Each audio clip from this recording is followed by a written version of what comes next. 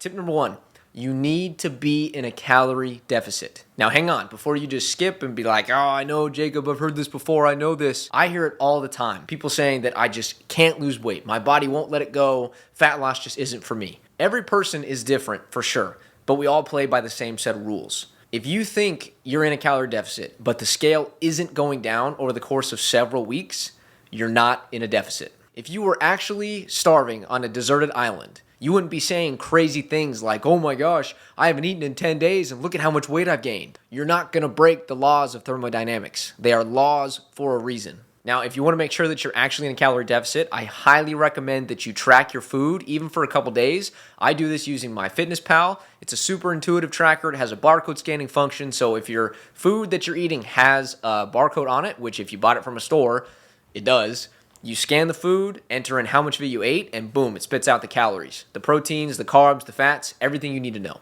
Now, to get a rough idea of how many calories you're burning every day, go to a website, tdeecalculator.net, Total Daily Energy Expenditure Calculator. Type in your height, your weight, your age, and choose moderate activity level, and just see what number it spits out. It's going to be a rough estimate, but it's a place to start.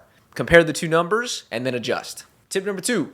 Eat more of your calories around when you're going to be at the track riding, especially the calories that you plan to get from carbs. When you're in a calorie deficit, training is going to feel tougher because you're in a state of purposeful, controlled starvation. So one way to combat this is to eat more of your calories about 2 hours before you ride, and then have a snack in between each session, in between motos or whatever you're doing. Focus on complex carbs like oatmeal, sweet potatoes, and brown rice, things that are going to give you sustained energy over a longer period of time and doesn't come with a sugar crash. Please be aware though, if you eat a lot of calories around when you're riding, this means that you have to eat less calories throughout the day when you're not riding. This is to make sure that you're still in a calorie deficit at the end of the day. Tip number three, keep up with your strength training. When you're in a calorie deficit, your body holds on to body fat for dear life because it's great for survival. Fat has a lot of calories in it. Muscle, on the other hand, doesn't store very many calories inside of it, and it's heavy, and your body kind of looks at it like, we don't really need this. So your body wants to get rid of your muscle first. So if you're in a big calorie deficit on a hard fat loss diet, the scale will go down, yes, but your body composition won't change. You'll just look like a smaller version of how you look now. Some people call this skinny fat. The way that we combat this is by sending a signal to the body that, hey, this muscle is important to us, and we want to keep it. We do this by strength training. Prioritize big compound movements like squats, deadlift, bench press. These exercises target multiple muscle groups, so it's great for maintaining muscle while on a big calorie deficit. Now that you know my top 3 tips for fat loss, let's talk about the top 3 mistakes that people make. Mistake number 1, not hitting the like button on this video. The actual mistake number 1 is trying to lose all the weight that you have to lose at one time in one diet. If you have a significant amount of weight to lose, like at least 20 pounds, rarely ever do you just do one fat loss diet, lose all the weight, and then keep it off. If you're doing it correctly, it may take you a couple fat loss diets to actually reach your end goal. And most importantly, have it stick. Let's say you're around 240 pounds and you want to get down to 200 pounds. If you were able to consistently lose 1 pound per week, this would still take you 40 weeks of fat loss dieting. That's 40 weeks of being super strict on your eating, hitting your activity, tracking your calories. That's like over 75% of your entire year. And that's assuming that you consistently lose 1 pound per week. As you lose weight, it gets harder and harder to lose weight. Your body's becoming smaller, it takes less energy, your body gets more efficient, and the diet fatigue is starting to creep in. The hunger, the cravings. Psychologically, you're just over this fat loss diet. These are all things that will eventually lead you to stopping the diet and giving in. A better approach is to take that 40 pounds that you want to lose, split it up into 2 fat loss diets, and go a little more aggressive with the approach. So maybe the first diet is 12 weeks long, you try to lose 1 to 2 pounds per week. It's absolutely doable to lose 20 pounds in that 12 weeks if you have enough weight to lose. Then you go on a little maintenance break, you put your calories at maintenance, and then you do another fat loss diet when all the crazy diet fatigue is gone, no more cravings, and your hunger is back to normal. Taking maintenance breaks not only helps your mind and your body to recover, but it also helps reset your metabolism. When you're in a hard deficit, your metabolism gets more efficient over time. That's why it gets tougher and tougher to keep losing body fat at the same rate that you were when you started. So in order to combat this, you have to let your body go on a maintenance break where you just put your calories at maintenance, and you're teaching your body like, hey, we're not starving, it's okay, let's start burning some more energy again. This will make future fat loss so much easier. Trust me.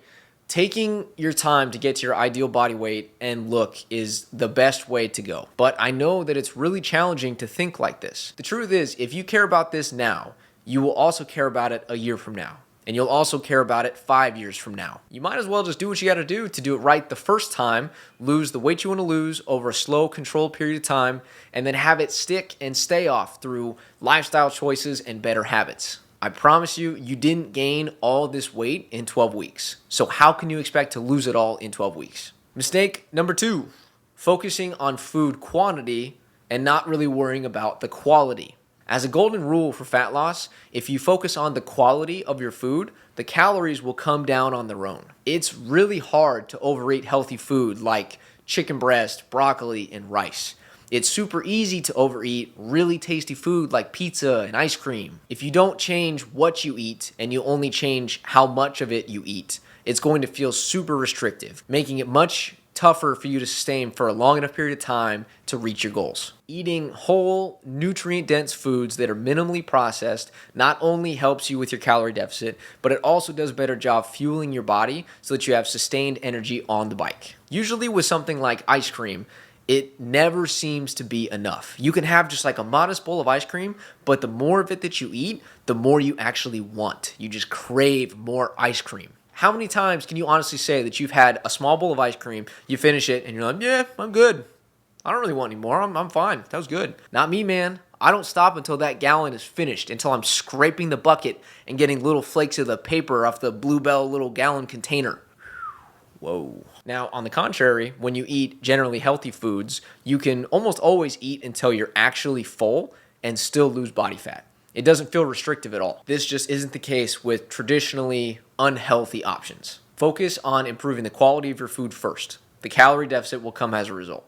Now, the last mistake that I see people make all the time is they get really torn up by daily fluctuations in their body weight when they step on the scale. In one day, depending on several variables, your body weight can fluctuate between 2 and 10 pounds. You have to understand that if you weigh yourself on a Monday and you're 175, and then you weigh yourself on Tuesday and you're 178, yes, the number is up 3 pounds, but you did not gain 3 pounds of tissue, not body fat and not muscle. It's just body water. If you have a super salty meal, you're going to hold extra water. If your muscles are really sore from a workout, they're holding extra water. It's part of the repair process. The reverse is also true. When you see the scale take a huge dive, it doesn't mean that you've lost 4 pounds of body fat overnight or you've lost 4 pounds of muscle overnight. On a hot summer day of riding, when I'm covered head to toe in my gear and I do something like a couple of 20-minute motos, I'll lose 8 pounds in like 2.5 hours of riding. So instead of worrying what your number is every day, instead you should look at the overall trend. Look at this graph of my personal body fat loss over the last 6 months. You can tell that there's lots of fluctuations. There's lots of jagged lines that go up and down. But if you look at the overall trend, it's overall moving downward. But each day where you see it has a big spike up, you can imagine that in my head, I'm like, damn, I didn't lose any body fat this time. Not true. It's just sometimes body water can mask any real results that you're seeing. Now, if looking at the number on the scale is so psychologically triggering for you, you may want to consider just weighing in once a week under the same conditions. Like I like to weigh myself first thing in the morning after I've gotten out of bed. I don't drink anything. I don't eat anything. I just go to the bathroom, weigh myself. And I do that the exact same way every day. The only problem is you have to be aware that when you only weigh yourself once a day, you're only getting a tiny snapshot of the bigger picture. All right, since you made it this far into the video, I'm gonna give you one more bonus tip. When you finish your fat loss diet, it does not mean the diet's over. What you have to do next is go into a true maintenance, or some people call it a reverse diet. So let's say at the end of your diet, you've been slowly moving your calories down. You went from 2,500 to 23 to 2,000 to 1,700. Now you finish the diet. You've lost all the weight you want to lose. You're at 1,700 calories. You don't just go straight back up to 2,500 calories. Your body at the end of a fat loss diet is so primed to want to put body fat back on. The cravings, the hunger, everything looks good. You want to eat everything in sight. Don't just go straight to the cheat foods and eat exactly how you used to eat when you put the weight back on. Otherwise, your body is going to rebound like crazy. It's happened to me personally. It sucks. It's so much work down the drain in what seems like 2 weeks. You look at a competition bodybuilder, they get to single digit body fat, they do their competition, and then if they come back and just go off the rails and eat anything under the sun, they can actually gain somewhere like between 5 and 10 pounds of body fat in the first 2 weeks. Now, I said earlier that it's not likely to happen for you. It happens for them because their body is so deprived, and then they go so crazy, it's so ready just to put that body fat back on. So when you finish your fat loss diet, you're at the weight you want to be, you go from 1,700 calories back up to like 2,000 calories or 2,100 calories. You stay there for a couple weeks. You let your body weight stabilize. Then you go up to 2,300 calories or 2,400 calories. You do that for a couple weeks. You wait for it to stabilize. If your body weight is still going down and you're eating 2,200 calories, keep bumping them up. If you bump up to 2,400 calories and your body weight has been consistently going up over the next 2 weeks, bump it back down, and that's probably your new maintenance. Now, if you found these tips helpful, don't stop here. Watch this video next where I break down all the different pieces of nutrition and help you put it all together in one cohesive plan.